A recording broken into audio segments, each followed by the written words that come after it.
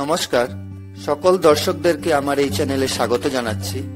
এই চ্যানেলের মুখ্য উদ্দেশ্য হলো দর্শকদেরকে হোমিওপ্যাথি চিকিৎসা পদ্ধতি সম্পর্কে ধারণা দেওয়া, যাহা রোগ নিরাময়ের ক্ষেত্রে বর্তমান সময়ে বিশ্বজুড়ে ব্যাপকভাবে ব্যবহার হচ্ছে।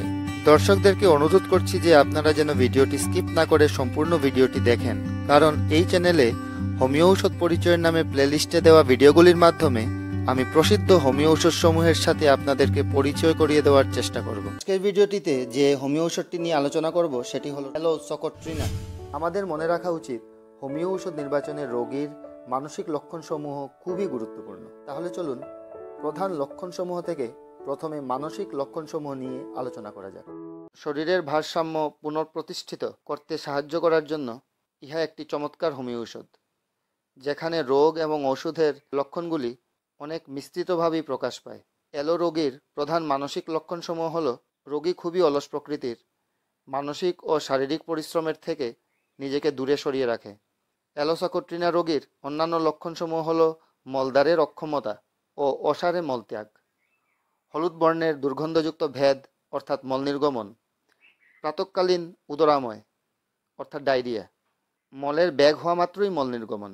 প্রাতঃকালে রোগীকে মলের ব্যাগের তাড়নায় শয্যা ত্যাগ করে বিছানা থেকে পায়খানায় ছুটে যেতে হয়, অর্থাৎ রোগী মল ধরে রাখার ক্ষমতাটুকু হারিয়ে ফেলে। অ্যালোসোকোট্রিনা রোগী প্রস্রাব অর্থাৎ মূত্র বেশিক্ষণ ধরে রাখতে পারে না। ক্রুদ্ধ বা রাগান্বিত হওয়ার পর ডায়রিয়াতেও অ্যালোসোকোট্রিনা ঔষধটিকে ব্যবহার করা যেতে পারে। মলদ্বারে পূর্ণতাবোধ ও অতিরিক্ত বায়ু সঞ্চার, মলত্যাগকালে অতিরিক্ত বায়ু নিঃসরণ বা মলের সাথে অতিরিক্ত শ্লেষ্মা নির্গমন দেখতে পাওয়া যায়। রোগের যন্ত্রণা বা রোগের লক্ষণগুলি আহারে বৃদ্ধি পায় এবং প্রাতঃকালেও বৃদ্ধি পায়। অ্যালোসোকোট্রিনা রোগীর মধ্যে পর্যায়ক্রমে উদরাময় ও কোষ্ঠবদ্ধতা দেখতে পাওয়া যায়। রোগীর অম্ল অর্থাৎ টক সহ্য হয় না, মাংসেও রুচি। আপেল বা রসালো ফলমূল খাবার ইচ্ছা। রোগী লবণপ্রিয়। রোগীর মধ্যে শীতকালে চর্মরোগ দেখতে পাওয়া যায় ইত্যাদি। এবং এইসব লক্ষণসমূহের সাথে সাথে যদি পূর্বের আলোচ্য মানসিক এবং অন্যান্য শারীরিক লক্ষণসমূহ রোগীর মধ্যে দেখতে পাওয়া যায়, তাহলে রোগে অ্যালোসোকোট্রিনা ঔষধকে প্রয়োগ করে রোগীকে অবশ্যই সুস্থ করা যেতে পারে। আশা করছি যে আপনারা ভিডিওটির বিষয়বস্তু বুঝতে পেরেছেন। আর অবশ্যই কোনো ঔষধ প্রয়োগ করার পূর্বে একজন অভিজ্ঞ চিকিৎসকের পরামর্শ নিশ্চয়ই নিতে হবে।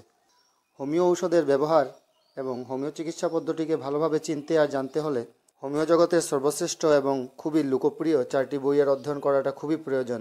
আমি মনে করি যে এই বইসমূহ আপনাদেরকে বিভিন্ন স্বাস্থ্য সম্পর্কিত সমস্যার সমাধানের ক্ষেত্রে সারা জীবন আপনাদের পথ প্রদর্শক হয়ে থাকবে।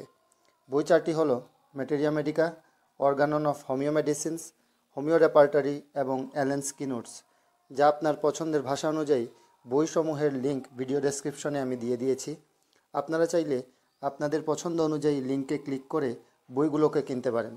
আরেকটি কথা আমি বলতে চাইছি যে যদি আপনারা ভিডিওটির থেকে উপকৃত হচ্ছেন বা নতুন কিছু জানতে পারছেন এবং নতুন ভিডিওসমূহ চ্যানেলে আপলোড করার সাথে সাথে ভিডিওগুলিকে দেখতে চান, তাহলে চ্যানেলটিকে সাবস্ক্রাইব করে রাখবেন। আজকের জন্য এতটুকুই। ধন্যবাদ। ভালো থাকুন, সুস্থ থাকুন।